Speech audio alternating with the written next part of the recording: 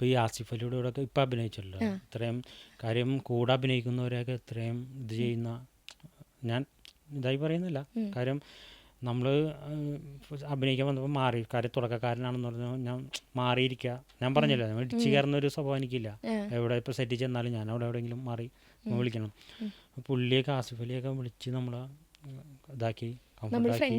പിന്നെ അതേപോലെ തന്നെ എനിക്ക് ഇപ്പോൾ സിനിമയിലെ സ്പോയിലർ ആവുമെന്ന് അറിയില്ല, പറയാൻ പറ്റില്ല, മേക്കപ്പ് വെച്ച് ഒരു ഇതുണ്ടായിരുന്നു, ഒരു പ്രത്യേക ടൈപ്പ് മേക്കപ്പൊക്കെ ഇതിന് സിനിമയ്ക്ക് വേണ്ടി ഇപ്പം ഇറങ്ങുന്ന ഉണ്ട് തലവനിൽ. അപ്പം മേക്കപ്പ് കുറേ ഇട്ട് ഇങ്ങനെ ഇരിക്കരുത്. അപ്പം ആദ്യം വന്ന ആർട്ടിസ്റ്റിന് അപ്പം ആസിഫ് അലി മറ്റവരൊക്കെ മേക്കപ്പ് അയക്കണപ്പോൾ നമ്മൾ വെയിറ്റ് ചെയ്യണമായിരുന്നു.